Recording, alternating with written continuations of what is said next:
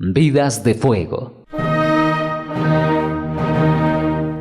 Un programa que ilumina el camino hacia la espiritualidad y la pasión por la fe. Acompaña a Fray José Estevas mientras nos guía a través de las vidas inspiradoras de santos y figuras espirituales, descubriendo el fuego que arde en sus corazones. Exploraremos cómo la apasionante vida de diversos personajes de la Biblia ha impactado en la historia de la fe y cómo su ejemplo puede encender nuestra propia llama. No te pierdas Vidas de Fuego en Santa Mónica Radio y TV Digital. Descubre cómo el fuego de la fe puede iluminar tu camino.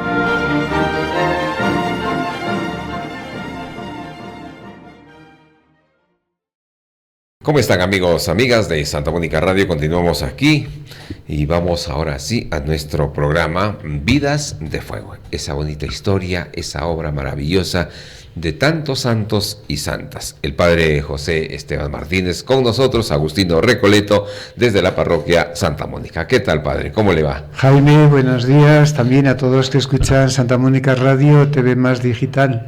¿Qué te parece? Tenemos una titular, Santa Mónica. ¿Qué podemos decir de ella? Permítame, padre, primero, Santa Mónica en la mente, en los corazones de tantas personas, y que a veces, pues, ¿quién es Santa Mónica? Eso. ¿Qué ha hecho Santa Mónica? Pero hoy vamos a hablar de esta santa, maravillosa, Mónica. Maravillosa. Padre. Ejemplo de madre, ejemplo de esposa, ejemplo de buena cristiana. Y bueno, ya que estamos en Santa Mónica, maestra, a ver, ¿qué nos puede enseñar esta buena mujer, no? Bien, sus primeros años. Eso, comencemos por su familia, muy bien. Ante todo, es de notar que todo cuanto sabemos de Santa Mónica nos lo ha transmitido San Agustín en las confesiones, en los diálogos y en algunos otros lugares de sus escritos. Entonces tenemos un testigo maravilloso, es su propio hijo, San Agustín, el que nos habla de su madre, ¿no? En este caso, Santa Mónica, ¿no? Y hablamos desde la familia. Mónica nace en Tagaste, en la actual Argelia, el año 331. Ya que murió el 387 a la edad de 56 años. Eso.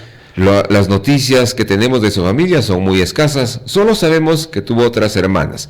Del resto no conocemos ni el número de los miembros que la componían ni el nombre de ninguno de ellos. Lo que sí sabemos es que su familia era de clase media. No la llamaríamos muy rica, pero tenía criados, algunas posesiones. En aquella época el tener servidumbre no era privilegio solamente de clase alta. Uh-huh. Lo encontramos también en gente más acomodada, más sencilla.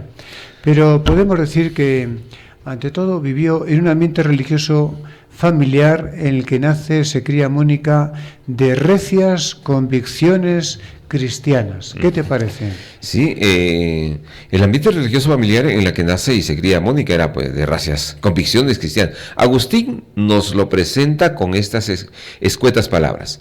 Nació en una casa creyente, miembro sano de tu iglesia. En su boca estas palabras tienen un significado especial.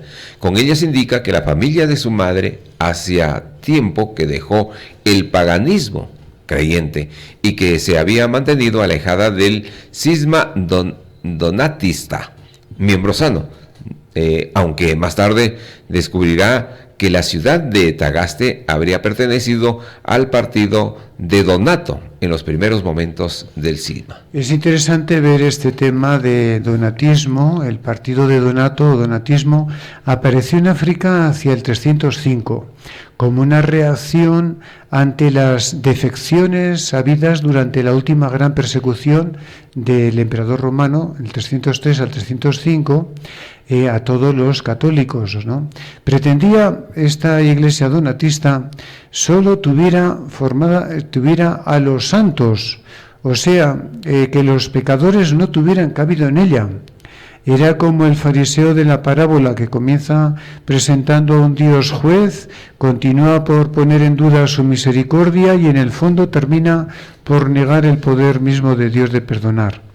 Bueno, pues las consecuencias fueron desastrosas ante este grupo que quería ser los puros miembros sanos, pero sobre todo que rechazaban a los demás.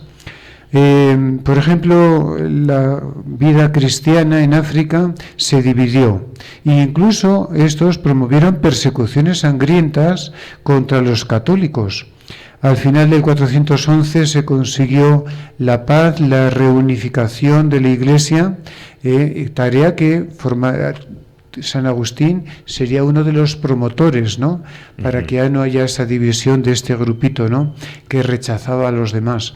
Entonces, podemos decir que Mónica vivió en un hogar católico y que no se había dejado llevar ni por grupos separados, etcétera, sino siempre fiel. Entonces, es una mujer bien educada desde pequeñita, ¿no?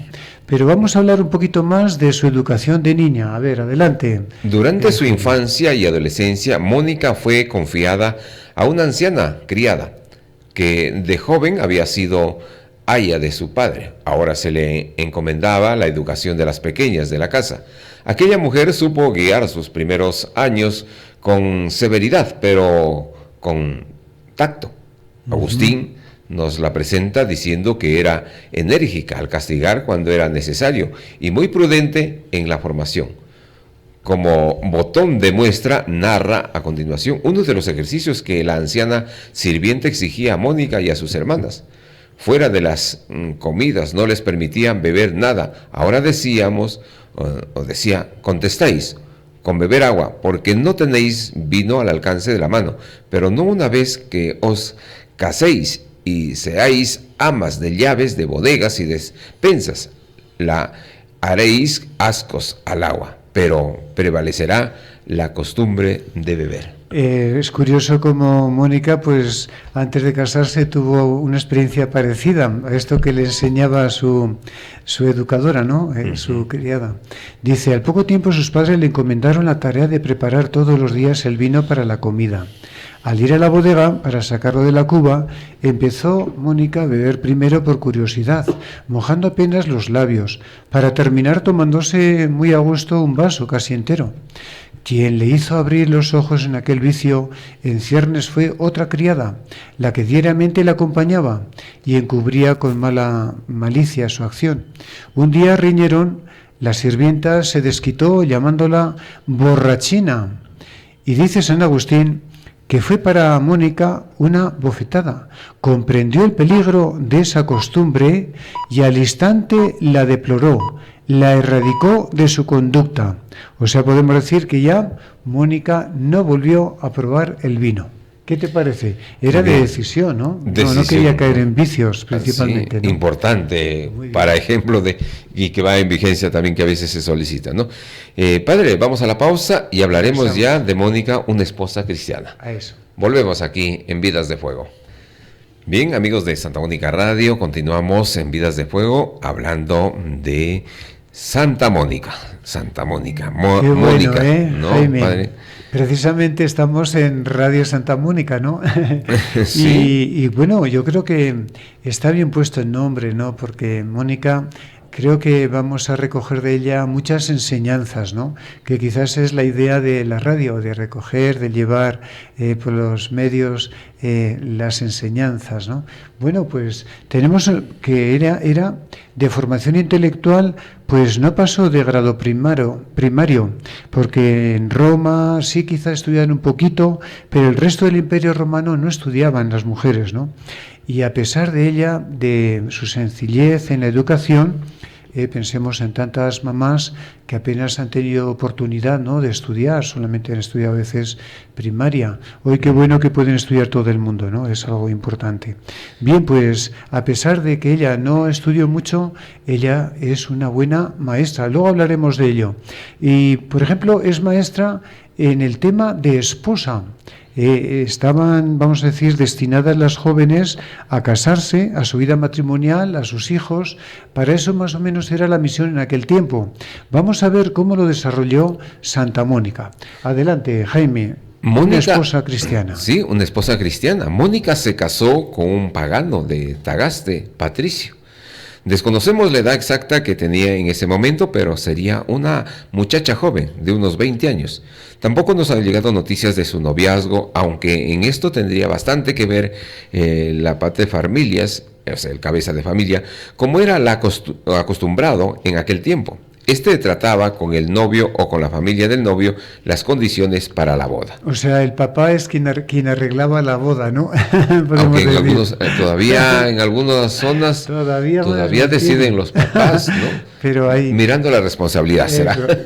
Cada uno elige, ¿no? A quien quiera. Muy bien. Y luego también existía el tema de las uniones mixtas entre pagano y cristiano. Aquí tenemos el caso de que su esposo, Patricio, es pagano, es romano, no conoce, vamos a decir, la vida cristiana, podemos decir, no es cristiano.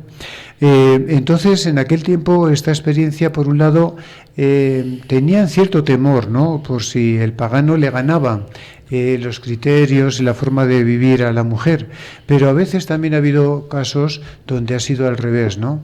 Donde la mujer ha ganado, por ser buena cristiana, convencida completamente, ha ganado el corazón de su esposo, ¿no? Para la vida cristiana. Entonces, Mónica, casada, se dedicó a dirigir su casa. Ella, como toda mujer romana, tenía la misión de cuidar todo lo que había en la casa, ¿no? Hacer las compras necesarias, preocuparse de la buena marcha de las actividades, vigilar a los criados, sobre todo hilar con uso y rueca sus instrumentos de trabajo más representativos, en fin, tenía la responsabilidad de la vida interna del hogar. Bueno, pero vamos a ver cómo lo vivió Santa Mónica desde el primer momento. A ver, su casa, lugar de paz. ¿Y cuántos quisiéramos, no? Una casa, lugar de paz. Qué maravilla, ¿no? La nueva casa de Mónica era bastante distinta de la paterna. Aquí no encontró la atmósfera cristiana respirada hasta entonces. Y además se topó con una suegra un tanto suspicaz y unas criadas chismosas. San Agustín dice que al principio su suegra se irritaba contra ella por los chismes de las malas criadas. Pero Mónica no se arredró, sabía que era su casa y su vida, así que con toda paciencia puso en juego el arma más eficaz, la caridad, respondiendo al mal con el bien. La suegra pronto se convenció de que eran infundadas esas habladurías de las criadas, y porque vio que Mónica era un ejemplo de buena persona y ella siempre hacía el bien. Y entonces reaccionó, le pidió a su hijo que le diera un escarmiento a las chismosas, ¿no? Y Patricio así lo hizo, ¿no? Al final vivieron en armonía la suegra, la nuera y las criadas, por el buen comportamiento de Santa Mónica, ¿no? Qué bueno. Esta grandeza de alma que muestra aquí Mónica es el fundamento para construir la casa de paz que fue su hogar. Su hijo Agustín habla con admiración en las confesiones de esta virtud de su madre, sobre todo porque era bastante rara entre los africanos y llegará incluso a desatar una verdadera campaña pastoral contra el espíritu de rencor y venganza que con tanta facilidad afloraba en la vida de sus fieles. Entonces, ¿cómo superar el rencor? ¿Cómo superar la violencia en el hogar, las venganzas entre vecinos, etcétera, para vivir bonito en la familia, ¿no? Creo que Santa Mónica nos puede ayudar mucho en esto, ¿no? ¿Y por qué la casa de Mónica era el lugar de paz? Dice, con las amigas mantuvo siempre un clima de confianza sincera. Para ellas fue el paño de lágrimas. Venían las amigas, las vecinas, pues a contarle todos los problemas que tenían en el hogar, se desahogaban con Mónica, y ahí tenemos la mano amiga de Mónica, en la encontraban apoyo, el consejo y sobre todo el ejemplo, ¿no? En este sentido, vamos a contar esta historia, ¿no? Del comadreo, etcétera, ¿no? Uh-huh. Tenían el vicio del comadreo, y Mónica era sumamente delicada. En tales comentarios nunca, cuando veía que una venía con chismes, no los aireaba, no los volvía a decir a otros. Lo que escuchaba en su conversación, ella, vamos a decir, trataba de reconciliar. y solamente cogería la parte que podía ayudar a la otra a unirse, a vivir en paz, y no lo que aumentara el fuego de la discordia. El mismo San Agustín dice: mi madre no contaba de la otra nada que no sirviera para reconciliar a ambas. Qué bonito, ¿no? Este detalle que podemos también ya tomar como ejemplo de Mónica, ¿no? Ser instrumentos de paz, no de aumentar los chismes, etcétera, sino de buscar lo que puede unir a las personas unas con otras. ¿Qué te parece? Y ahora nos corresponde que este hermoso don, regalo de lo alto, Mónica lo fue adquiriendo pues con la escucha atenta del maestro interior. Se lo habías enseñado tú, íntimo maestro suyo, en la escuela de su corazón, porque Dios, cuando es acogido en esa intimidad del alma, comunica la ciencia de la vida y regala dos dones más preciosos. Qué bonito, ¿no? Es en la oración donde Mónica aprendió a reconciliar, a buscar la paz, a promover la paz. Que también sea otro ejemplo, ¿no? La oración, ese encuentro con el Señor, primero que nos ayude a nuestra paz interior y luego nosotros a regalar esa paz a los demás, ¿no? Ahora, Padre José, la relación con su esposo, ¿cómo fue? Vamos a ver, interesante este puntito, adelante.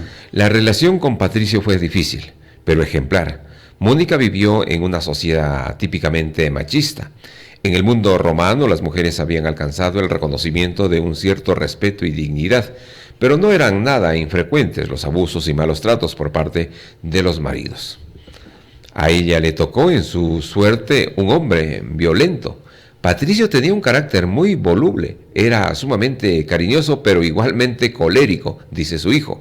Por esto tuvo que ejercitar con él una paciencia y una prudencia heroicas. Había aprendido a no oponerse a su marido en los momentos de ira con los hechos, y ni siquiera con la menor palabra. Aprovechaba el momento oportuno cuando lo veía ya tranquilo y sosegado y le explicaba lo que había hecho si por casualidad se había enfadado más de lo justo. Eso, ¿qué te parece? O sea, no sé si hemos dicho alguna vez, ahora se acerca San Juan, saber torear, ¿no? En casa. Quiere decir que cuando uno viene muy furioso, entonces, yo no me voy a poner de frente y a pelear porque te lleva el toro, ¿no? Sino más bien escucharlo, para que pase, escuchar, atender, sin aumentar el tema, sino con paz, hasta que el otro vaya calmándose. Y Mónica, el detalle es, cuando veía que ya su esposo se había calmado, ahí dialogaban, ¿no? En la paz del corazón, del uno al otro, para ver cómo podían mejorar. Eso es muy bonito, ¿no? Claro, y entonces ella con la suavidad de la broma les advertía seriamente sobre los malos resultados de la soberbia. Había que restringir para implantar la paz en casa, ayudar a los maridos a reconocer la verdad de las cosas y así vivir un cariño cada vez más profundo. Muchas de ellas la tomaron como una maestra y consejera. Los resultados no tardaron en experimentarlos. El secreto de Mónica estaba en haber hecho del servicio el lema de su vida y la ocupación de cada momento. Muy importante, ¿no? Qué bonito. Entonces, no solamente los momentos de paz, sino también tratar de hacer crecer al otro en la virtud, en el bien, ¿no?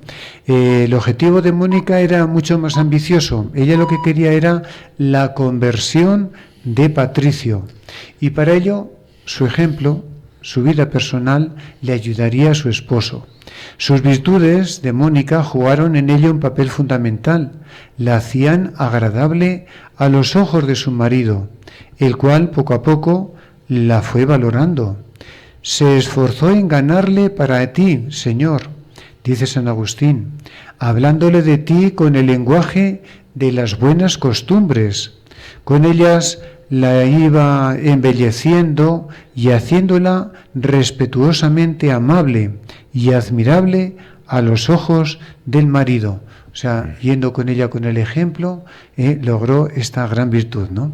Sí, y padre, antes de irnos, creo, sería bueno decir, aquí demuestra Mónica un fino sentido teológico, ¿no? Sí. En un ambiente en que el adulterio era casi una forma social. Sería perder el tiempo exigir la castidad conyugal si ésta no estaba sostenida y alimentada por una fe auténtica. Seguramente pensará en esto San Agustín cuando más tarde desenvaine contra los adúlteros todas sus armas retóricas y teológicas, reclamando en este campo de la fidelidad mayores obligaciones al hombre que a la mujer. Esta intuición de Mónica sobre la dinámica de la vida cristiana se manifestará pues en más de una ocasión en la riqueza y solidez de su fe, lo que le permite soportar estas humillaciones por el bien del marido. Eso, ella tenía una esperanza. El día que su esposo se convirtiera, ya iba a vivir una vida ya cristiana, buena, fiel a su esposa, a hacer el bien ya. Y entonces eso le llevó a saber ir llevando, tolerando estas circunstancias difíciles, con la esperanza de que un día lograría, ¿no? Como dice su hijo, Mónica había sido mujer de un solo hombre, había rendido a sus padres los debidos respetos, había gobernado su casa piadosamente y contaba con el testimonio de las buenas obras. Mire, qué bueno, importante. También en este tema de Mónica que estamos hablando sobre su relación con su esposo, ¿no? La relación, sí, una esposa cristiana. Eso. Vamos a la pausa, padre, y regresamos para seguir hablando de Santa Mónica. Seguimos con Vidas de Fuego y el padre José Estevas nos va interpretando, explicando con mayor profundidad, hoy refiriéndonos a Santa Mónica, madre de San Agustín. Ahora lo vamos a ver, Mónica, en el trato con sus hijos, especialmente con San Agustín, porque como hemos dicho, fue el mismo San Agustín quien nos habló de toda la ayuda que le dio, ¿no? Adelante, Mónica, catequista de San Agustín. Nada más nacer Agustín, su madre tomó sobre sí la tarea de darle una educación lo más esmerada posible. Esto la convirtió en la gran catequista de su infancia y le exigió numerosos sacrificios y renuncias por la formación intelectual de su hijo. Lo primero que hizo con él fue llevarlo a la iglesia e inscribirlo en el catecumenado, y luego lo instruyó haciéndole mamar junto con la leche el nombre de Jesucristo. Señor, este nombre de mi Salvador, de tu Hijo, lo había mamado piadosamente en mi tiempo, corazón, con la leche de mi madre. Lo había mamado por tu misericordia y lo tenía profundamente grabado. Esta catequesis fue rica y eficaz. Su padre, pagano entonces, no pudo separarlo de la fe que Mónica le transmitía. Después, en el tiempo que vivió alejado de la iglesia, Agustín buscará por todas partes ese nombre aprendido de pequeño, de tal forma que confesara: cuánto estaba escrito sin este nombre, por muy verídico, elegante y erudito que fuese, no me atraía el todo. A nosotros nos puede parecer. Tenemos, qué bonito, ¿no? Desde pequeñito el nombre de Jesús, desde que lo amamantaba, le iba ya nombrando a Jesús para que fuera lo mejor. Y fíjate cómo Agustín lo buscará de una u otra forma, ¿no? A veces perdiéndose por el mundo, pero buscará siempre ese Jesús que su mamá le había enseñado desde pequeñito. Bueno, no lo bautizó temprano, hemos dicho que lo inscribió en los catecúmenos, que es preparación para el bautismo. ¿Por qué? Porque en aquel tiempo no había la confesión privada, no había de los pecados, entonces trataban de retardar el bautismo porque solamente una vez más se podía confesar en su vida, y por ese motivo pues se retardó un poquito. Hubo un momento donde sí, parece que el niñito se puso muy enfermo y ya pensaban bautizarlo, pero se recuperó y no hizo falta todavía, ¿no? Lo que sí, como Mónica también le educó en su ser de virilidad de su hijo, ¿no? Agustín. Dice que cuando el esposo Patricio se sintió orgulloso de ver la virilidad de su hijo, que contaba ya 15 años en la pubertad, Mónica, muy preocupada por su hijo Agustín, le aconsejó en privado, primero, que no fornicase, ¿no? Que no estuviera por ahí con una mujer, con otra, y menos con una mujer casada, ¿no? Cómo le fue educando para que llevara con madurez su ser de varón, de hombre, en su relación con las mujeres, ¿no? También podemos decir que en este sentido Agustín podía en todo momento pues ver el ejemplo de su madre, la virtud que tenía, ¿no? Bueno, de todas formas, Mónica y Patricio se esforzaron para que sus hijos tuvieran estudios, porque pensaba Mónica también que los estudios le podían ayudar más al conocimiento de Dios, ¿no? Esto fue una idea que tenía, ¿no? A veces la idea de las mamás están muy buenas y a veces no van, los hijos no responden perfectamente por eso, ¿no? Pero como Agustín fue realmente conducido por la educación buena, que todo lo que pudo su madre, ¿no? De Mónica. Uh-huh. Y ahora corresponde hablar el calvario de una madre cristiana. Eso, lo pasó con mucha dificultad también. Vamos a ver cómo vivió Mónica la educación de su hijo Agustín, ¿no? Un calvario. El verdadero calvario de Mónica comenzó, sin embargo, al terminar Agustín sus estudios y volver de Cartago a su pueblo, Tagaste. Se encontró que su hijo, al que había inculcado con tanto amor el nombre de Jesucristo, volvía maniqueo. Se había hecho miembro de una secta que combatía el cristianismo. Por este motivo lo lloró más que si lo hubiese recibido muerto. Mi madre fiel, sierva tuya, me lloraba ante ti mucho más de lo que las demás madres lloran la muerte corporal de sus hijos, porque con la fe y el espíritu que había recibido de ti veía mi muerte. Se negó en redondo a admitirlo en casa. O sea, viene San Agustín de Cartago ya profesional, pero viene convertido a una secta que no era católica, eran los maniqueos, que ofrecían la verdad y tal y cual, ¿no? Viene incluso queriendo convencer a todos, y a ella, Mónica, para que se haga maniquea, peor aún, ¿no? Y luego además viene con una concubina, ha tenido un hijito con ella, y viene con la concubina, y viene con un hijito. Bueno, pues todo esto le cerró la puerta, ¿no? Porque no era la educación que ella le quería para su hijo, ¿no? Pero hay un hecho curioso, cómo ella lloró este momento y cómo Dios, dice San Agustín, escuchó la oración de Mónica en esa situación de su hijo, ¿no? Dice San Agustín, tú la escuchaste, porque si no, ¿cómo explicar aquel sueño que la consolaste hasta el punto de readmitirme a vivir y compartir su mesa y hogar, cosa que en principio me había negado? Horrorizaba ante él las blasfemias de mi error, ¿no? Y cómo tuvo un sueño. A ver, ¿cómo es el sueño de Mónica para admitir a su casita, en este caso, a San Agustín, su hijo? A ver. El sueño en cuestión fue el siguiente. Se vio desconsolada por la situación de su hijo sobre una regla de madera, símbolo de la fe cristiana. La acompañaba un joven resplandeciente. Al saber el porqué de su dolor, le hizo ver cómo donde estaba ella se encontraba también Agustín. Lo vio compartiendo la misma fe que ella tenía, y esto lo tomó como una premonición de lo alto que le serenó el espíritu. Cuando le encontró el sueño a su hijo, un poco en son de chanza, intentó enredarla, interpretándolo a su favor, pero ella, con el ingenio que la caracterizaba, le respondió refiriéndose a las palabras del joven.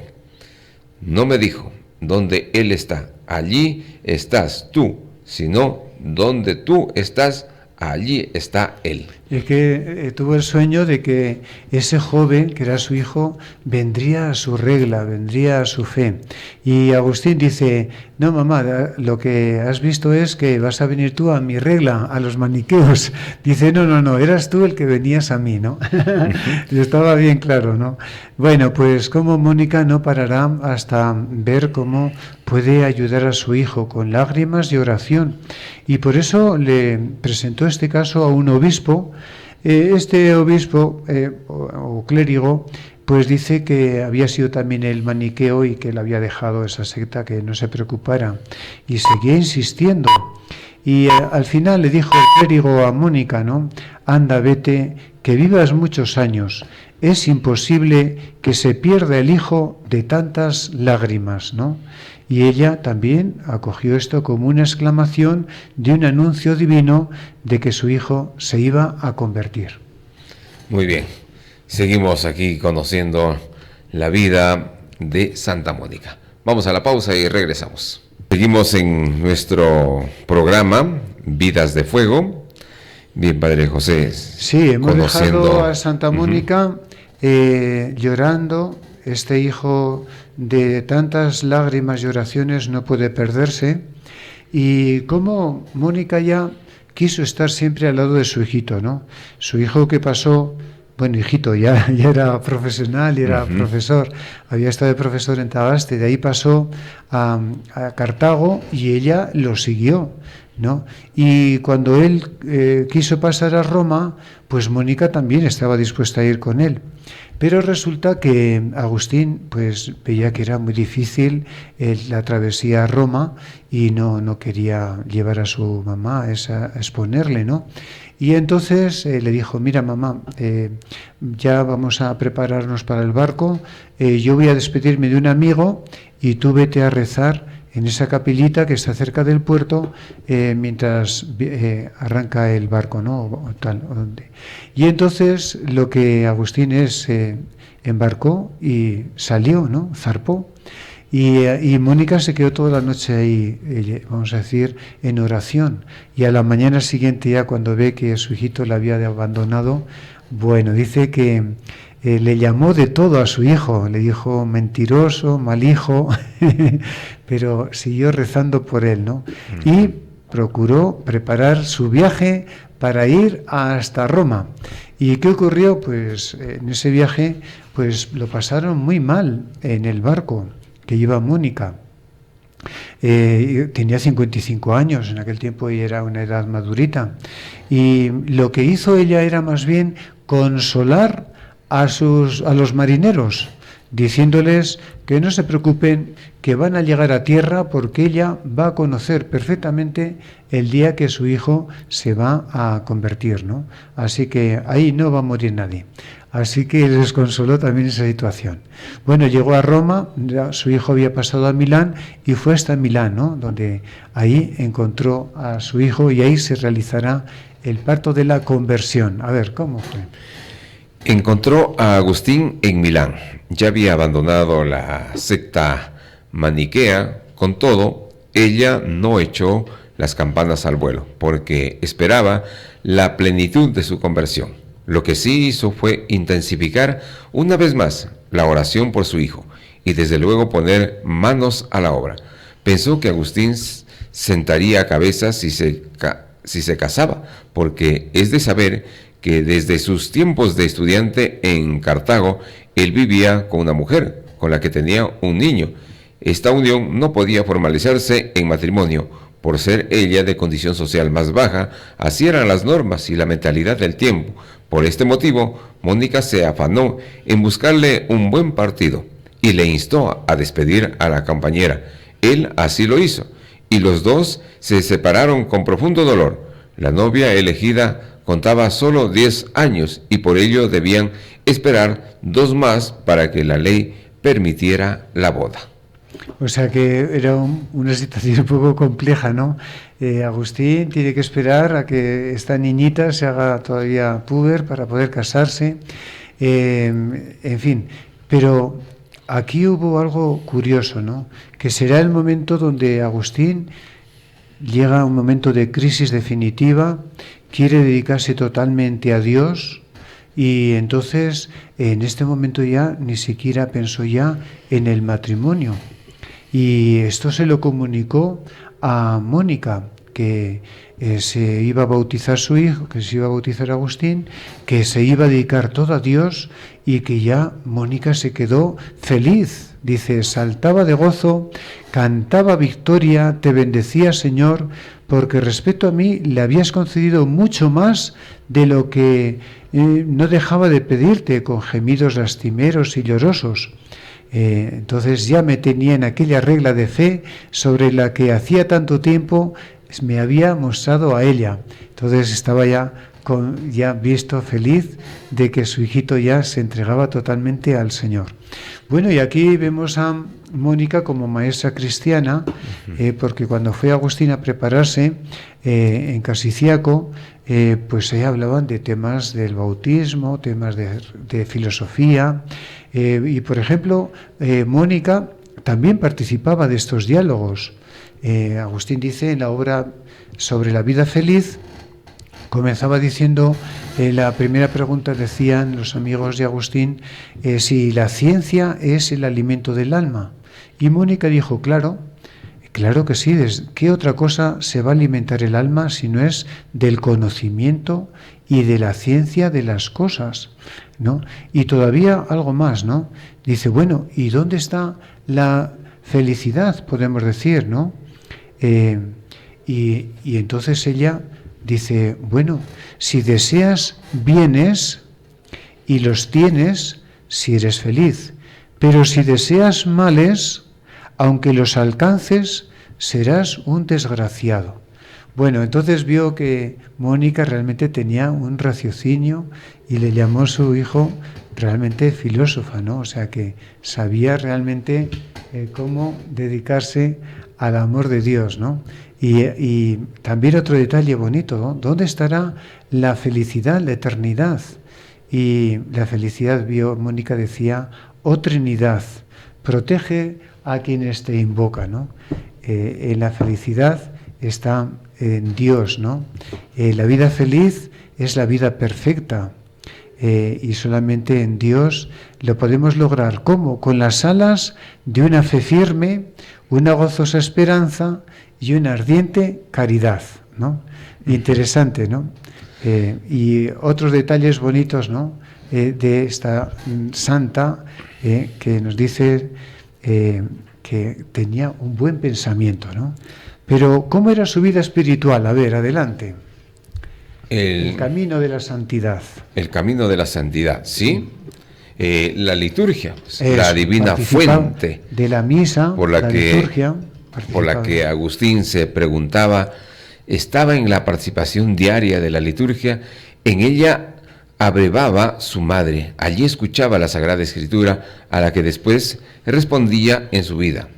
A diario tomaba parte en la Eucaristía. Además, todos los días iba a la iglesia otras 2 veces para la oración de la mañana y de la tarde sin faltar jamás, no para entretenerse en vanas conversaciones y chismorreos de viejas, sino para escuchar tus palabras y hacerte ella oír sus oraciones. No pedía oro, ni plata, ni otros bienes. Ella rezaba siempre por la conversión de su hijo. Su vida era una intercesión ininterrumpida. Así es como ascendió poco a poco hacia Dios Mónica, y una forma bonita, ¿no? Tendría sus imperfecciones, pero iba siempre mejorando, ¿no? Sobre todo en la oración. ¿Cómo veía Mónica la oración, ¿no? El diálogo con Dios llegó a serle connatural. Por eso no deben extrañarnos sus visiones, la de la regla, o la que le dio seguridad en la tormenta durante su viaje a Italia. Estos fenómenos ella nos vivía como lo más normal, pero con plena lucidez, sin dejarse llevar por sus sueños e ilusiones. Agustín lo comprobó cuando le preparaba el matrimonio, animaba por él. Mónica no dejaba de pedir a Dios una visión sobre el futuro de su hijo en ese estado. Sin embargo, no obtuvo ninguna respuesta de lo alto. Sí que hizo castillos en el aire, fruto de sus cavilaciones, pero para ella la diferencia era clara. Decía que la diferencia entre sus revelaciones y los sueños de su alma era capaz de distinguirla por una especie de saborcillo o deje que no podía explicar con palabras. Ahí tenemos a Mónica. Entonces era una escuela viva de oración, de espiritualidad, que le llevaba a mejorar, a convertirse, ¿no? era también el don de la perseverancia, siempre perseverante en la oración, ¿no? Y eso pidiendo por su hijo, pidiendo por su esposo, pidiendo también por ella, ¿no? En fin, también participó del ayuno, privándose de cosas, ayudando a los demás, con la limosna. Y vamos a pasar ya a los últimos momentos, ¿no? Mónica estaba, vamos a decir ya, feliz, iban a regresar a su tierra, estaban a la espera del barco en Ostia, era cerca de Roma, y ahí tuvieron momentos muy importantes, ¿no? Primero la alegría del bautismo de su hijo, ¿no? Adelante. Mónica vivió llena de júbilo de vigilia pascual del año 387. Aquella noche recibieron el bautismo de su hijo y su nieto, junto con Alipio, el amigo de Agustín. Inmediatamente después todos se apresuraron a volver al África. Para ello se trasladaron a Ostia, el puerto de Roma, y allí quedaron a la espera del primer barco que zarpase.